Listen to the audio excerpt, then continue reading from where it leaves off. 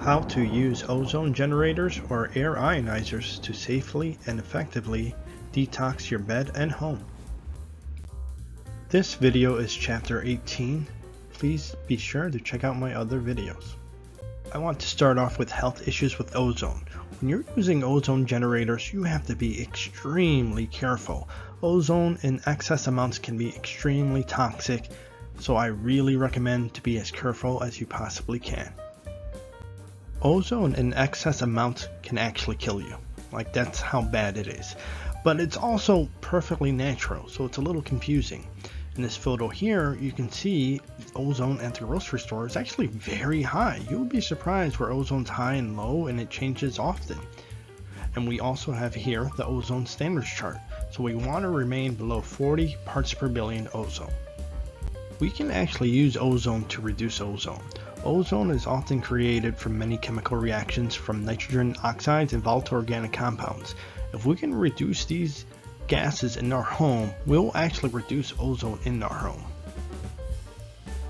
Measuring ozone. Ozone meters are as cheap as $50 and they can even cost over $5,000. Again, at the grocery store you can see the ozone is 274 parts per billion. Measuring it at my home, it's 9 parts per billion. At the fast food drive-thru, 146 parts per billion. And ozone constantly changes as you drive. In this photo, it is 251 parts per billion. HEPA Purifiers emitting ozone. Here we have particulate matter in a diagram that shows all of the volatile organic compounds that can be inside of this particle.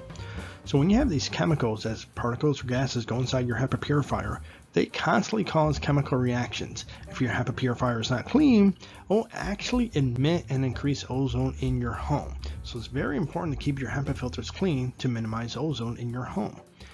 And as you can see in this photo, this is ozone in my home, and you can see how quickly it changes within a few minutes. Ozone is not a straight constant. Consumer ozone generators. They come in many flavors, shapes, and sizes. The first one is the size of a flash drive. The second set, these are the cheapest you can find, maybe about $20. They don't come with a fan, so you need a fan. I recommend the top set because those are the newer generation ozone plates. This next ozone generator actually is for the water. It can actually generate ozone inside of water. This next one is a heavy duty one. It's very powerful. And the last one, they even have medical ozone generators. These are completely different, but I just wanted to briefly mention it. Ozone generators are easily found online for purchase. When purchasing, know that many popular brands use the exact same components and just put a shiny brand label on it to justify the surcharge. Depending on the make model, follow the manufacturer instructions of how to maintain the ozone generator. For some models, clean the interior plates once in a while, depending on usage, with a brush and ammonia per manufacturer instructions. The ozone plates do have to be replaced every so often as well. An ozone generator should be primarily based on the actual amount of ozone it emits. Indoor pollution. Gaseous VOCs that are created indoors penetrate your mattress. This occurs from normal events such as cooking. Some mattresses also use poor quality materials that emit VOCs over time. Companies often use poor manufacturing techniques that allow the mattress to emit VOCs, aka off-gassing. When purchasing a new mattress, ensure it has low VOC emissions. Everyday item surfaces will also naturally emit gases, VOCs, such as some paint. Again, whenever deciding on new purchases, ensure it has low VOC emissions. Outdoor air pollution. Traffic pollution, neighbor smoking, and other forms of toxic gases can float right into your home throughout the day. Gases obviously travel in the air but can and will deposit onto surfaces and or deep inside of surfaces such as your mattress.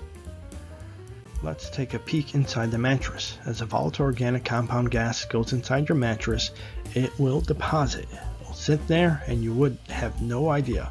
Eventually it will re-release as a gas through various means. VOCs from everywhere. Cooking VOCs can accumulate and be just as toxic as traffic pollution. Again, gases obviously travel in the air but can and will eventually deposit onto surfaces and or deep inside of surfaces such as your mattress. This includes when you're cooking.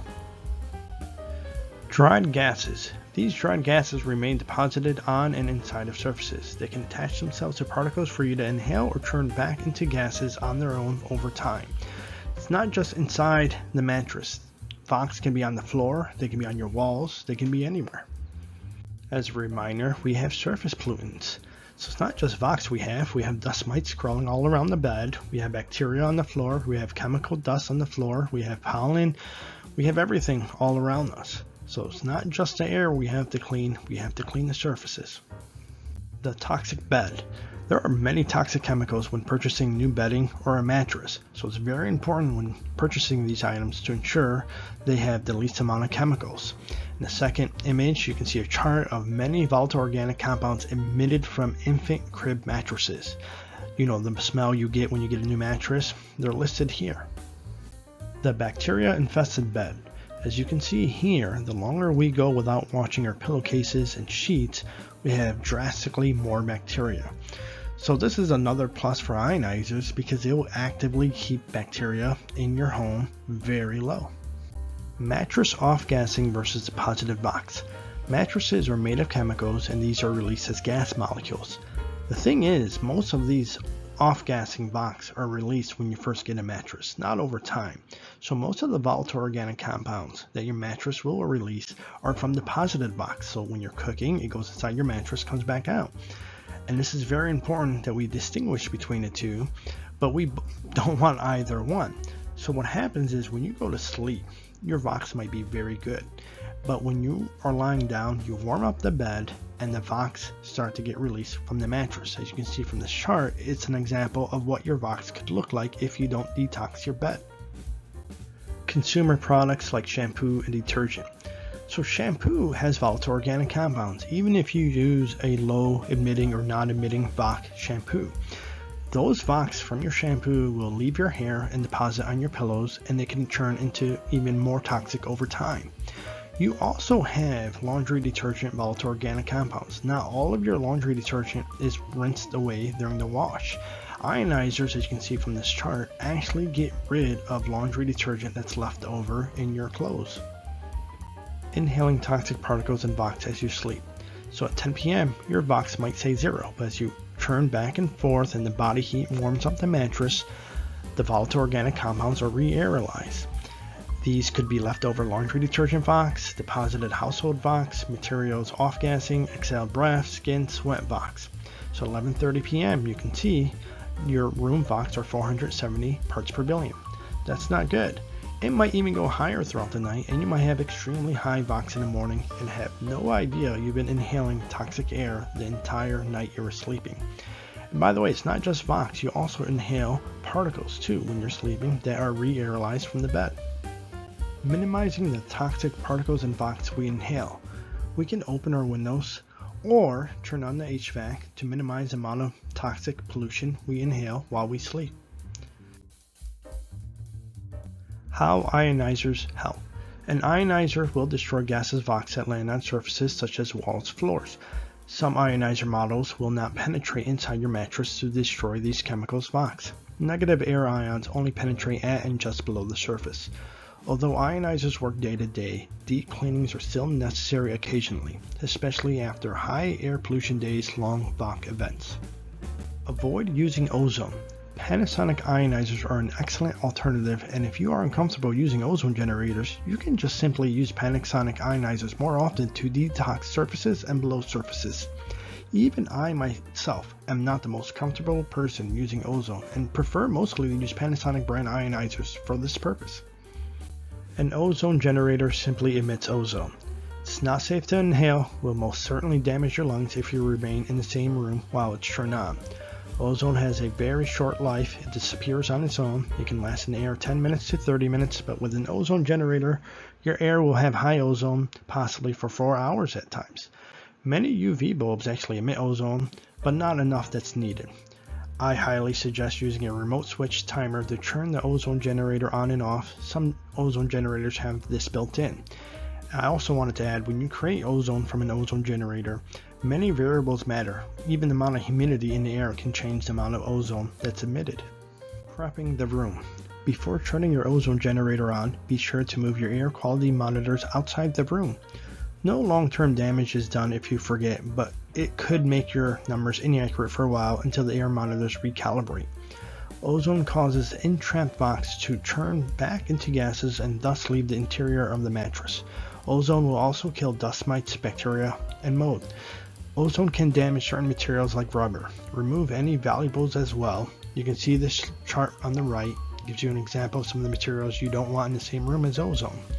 Fan the air directly outside so the gases and particles do not redeposit on other surfaces. Additional steps. Some types of paint are far more affected by ozone and could result in excess particle emissions. If you do not have a proper setup, these particles can redeposit on your walls. Fortunately, they can easily be wiped off. After the ozone generator is turned off, ozonated molecules will linger in the air for up to 4 hours. Keep the window open and the fan on to allow the remaining ozone gases particles to exit. Ozone with an air monitor. So let's say your ambient ozone is 8 parts per billion.